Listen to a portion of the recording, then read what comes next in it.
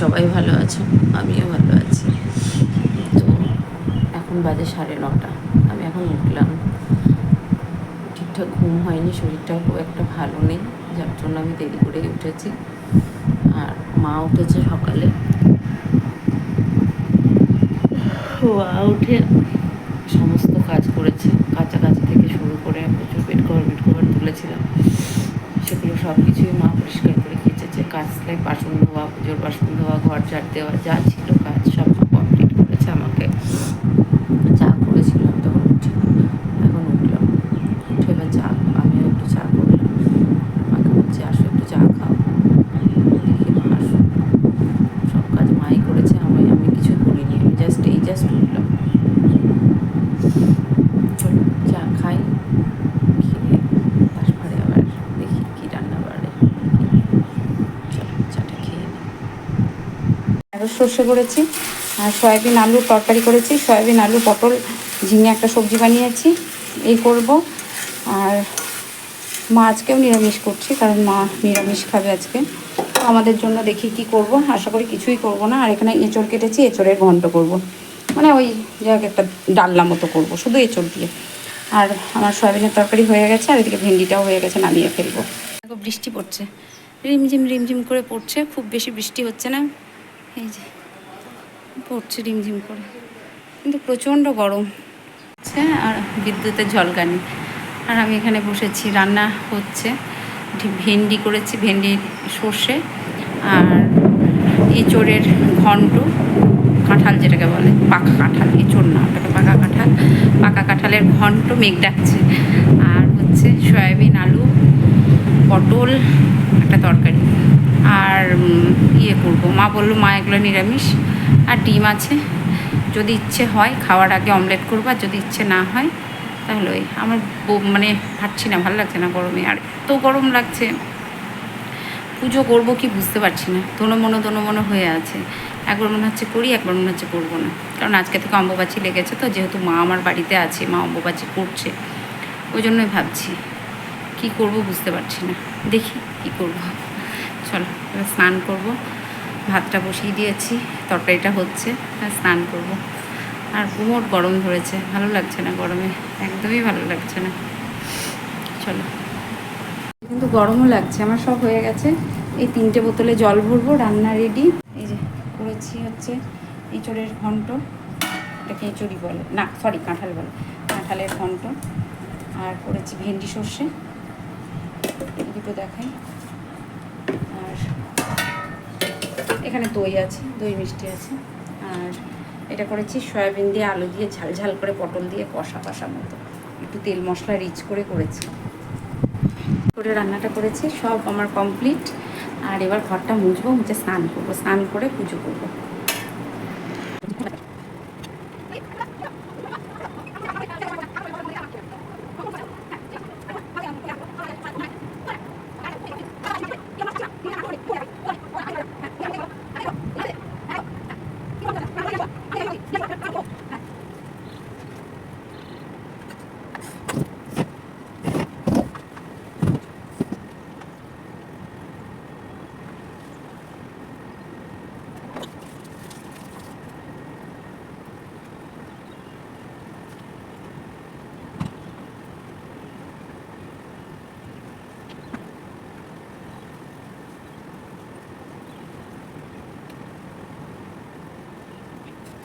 মা দেখছে জগদ্ধাত্রী, মার যেটা প্রিয় সিরিয়াল জগদ্ধাত্রী, মা দেখে, প্রতিদিনই দেখে জগদ্ধাত্রীটা, মার এটা ভীষণ প্রিয় একটা সিরিয়াল, মা দেখবেই।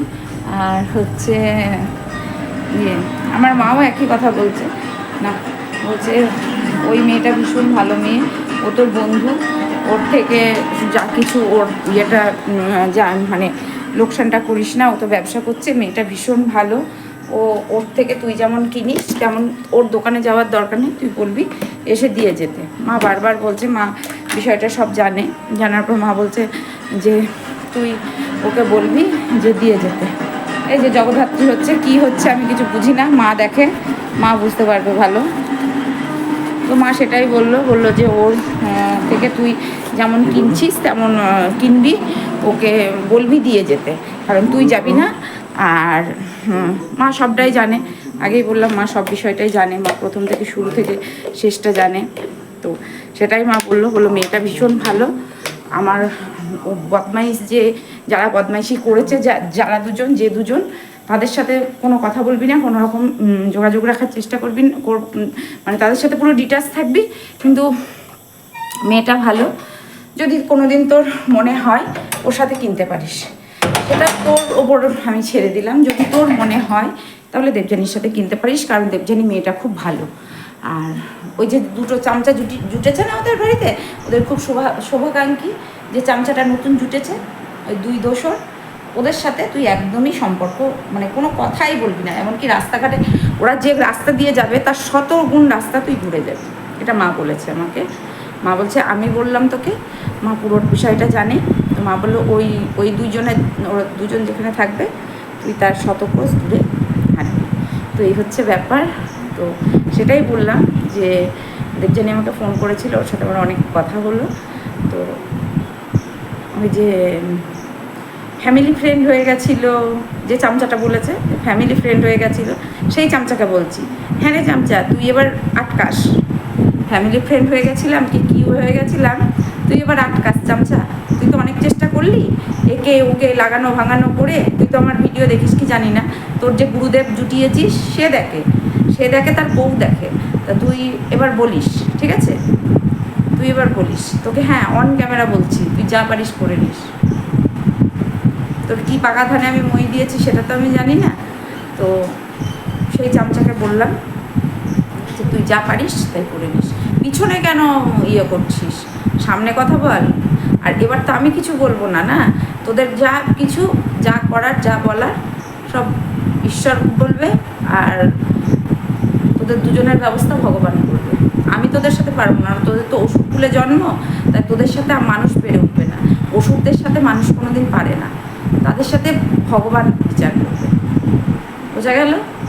আর আমি যেভাবে অনেস্টলি কাজ করছি, অনেস্টলি কাজ করব। আর ব্যবসা করতে গেলে দেবযানীও সেটা জানে যে ব্যবসা করতে গেলে এরকম করতে হয়। বিচারের চাদর ছোটো হলে ছোটো বলবে, বড় হলে বড় বলবে, ভালো হলে ভালো বলবে, খারাপ হলে খারাপ বলবে। তুই যেমন বলিস, আমি কোনো দোষ না করে, তুই যেমন কন্টিনিউয়াসলি তোরা নেগেটিভ কমেন্টস করে যাস আমার চ্যানেলে, তোরা দুজন, তুই আর তোর চামচা, তো সেটাই বললাম, বোঝা গেল। তোরা যা জঘন্য কাজ করেছিস তোদেরকে আর তুমি করে বলা যায় না, তোদেরকে তুই করেই বলা উচিত, বুঝাতে পারলাম। তো তোরা যে রাস্তা দিয়ে হাঁটবি সেই রাস্তা দিয়ে সেই রাস্তায় পা দিতেও আমার ঘেন্না করবে। তোরা এত নরকের কীট তোরা দুজন। তো বলিস তোর গুরুদেবের বউ তো আমাকে ফোন করেছিল, তুই তো তার চামচা হয়েছিস, বলিস সাক্ষাতে দেখা হলে বলিস তোর গুরুদেবের বউকে কেন আমাকে ফোন করছে, কেন আমার সাথে কথা বলছে তোর গুরুদেবের বউ, বলিস। চা করেছি, চা আর এই কচুরি, এটা দিয়ে চা খাবো। মা ওখানে বসে চা খাচ্ছে, কচুরি খাচ্ছে, আমি এখানে বসে খাবো।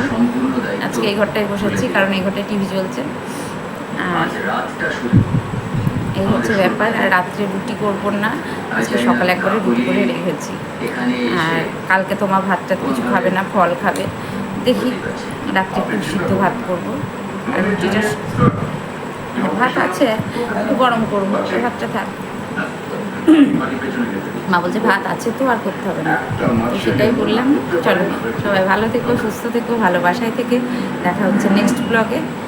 আর যারা নতুন দেখছো তারা অবশ্যই চ্যানেলটি সাবস্ক্রাইব করো, যারা পুরনো বন্ধু আছো লাইক কমেন্ট শেয়ার বেশি বেশি করে করবে কিন্তু।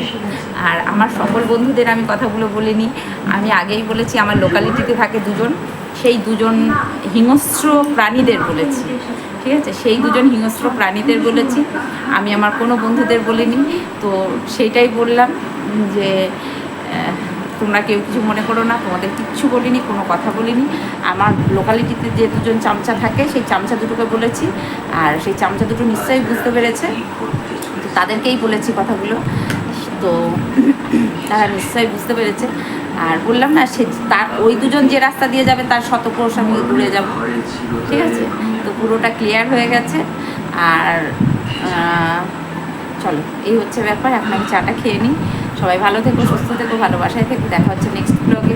সঙ্গে থেকো, পাশে থেকো, একটু সাহায্য করো, একটু হেল্প করো আমাকে একটু এগিয়ে যেতে।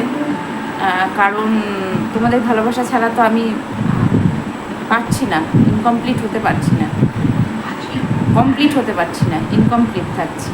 প্লিজ প্লিজ প্লিজ প্লিজ একটু সাপোর্ট করো, একটু লাইক করো, একটু কমেন্টস করো, একটু সাবস্ক্রাইব করো, প্লিজ প্লিজ একটু পাশে থেকো, একটু সঙ্গে থেকো, একটু ভালোবাসা দিও। চলো আজকের মতো আসি, টাটা।